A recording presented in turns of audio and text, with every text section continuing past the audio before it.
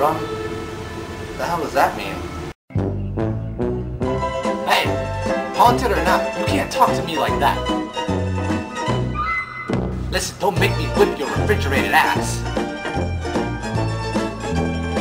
Listen, Mama said knock you out.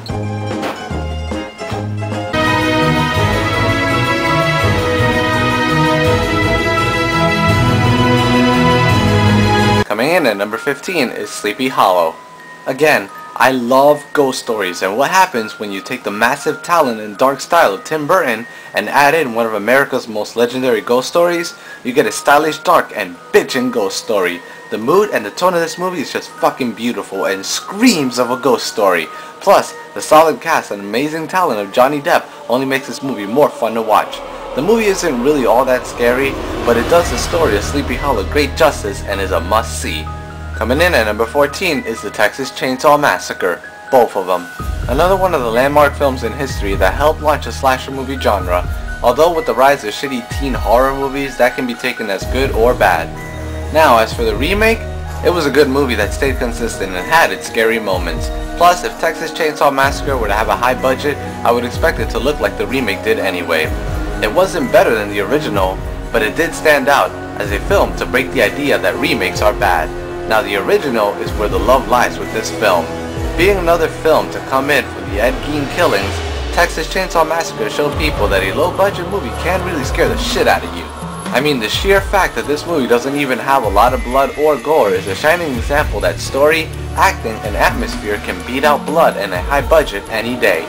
Coming in at number 13 is The Hills Have Eyes, the remake. I love both films, but honestly the remake is an excellent example of two things. Never judge something until you fully see it, and not all remakes are ass-infected pieces of shit. I came into The Hills Have Eyes expecting almost nothing of it. I mean, I really did think that this movie was going to be a letdown, but oh shit was I wrong. The movie manages to keep you on the edge of your seat and will disturb you, all while not relying on heavy use of blood or gore. Plus, the scenes that hint away at the mutants are also straight up creepy, and its use of suspense is what makes this movie excellent. And that's the amazing thing about this movie, it's more of a suspense flick than it is a horror flick, and it doesn't rely on loud noises to cause suspense or fright. Plus, development of characters and establishments are well executed, making you actually give a shit about each character as they are mercilessly picked off one by one. Coming in at number 12 is Friday the 13th. Oh yeah boy, we're at one of the two motherfucking founding fathers of the slasher genre that doesn't suck ass.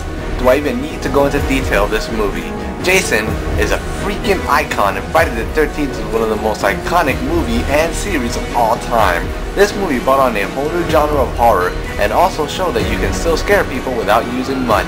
I mean, for fuck's sake, you don't even see the goddamn killer for the majority of the movie, and that kind of horror mystery is always a plus to me. Plus, the movie is a classic story of revenge, and in the series' infancy it did well to set up its ongoing story with the use of Jason before it got a little silly. I mean, nowadays he can't even freaking be killed for some goddamn reason.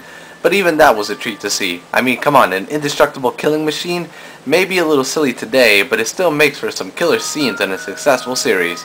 Coming in at number 11 is Halloween. Another titan in the horror and slasher genre, Halloween shows you that what's possible in reality is much scarier than the monsters and ghosts we see on TV and in movies. And you know why? Because the shit can happen. There are some fucked up people out there in this world who just do crazy shit for the sake of doing it and no other reason. Michael Myers is exactly the same. He kills for the sake of killing and watching you die. And that's some scary shit. Also, Myers plays what has to be considered as the epiphany of all evil. He comes from a normal family and has a normal life and is well off, but one day he just snaps and goes on a killing spree with no remorse and doesn't even say one word or makes one expression as a kid. He has no human compassion whatsoever and kills literally for shits and giggles. I mean, that's a messed up person and true horror out of the pages of reality.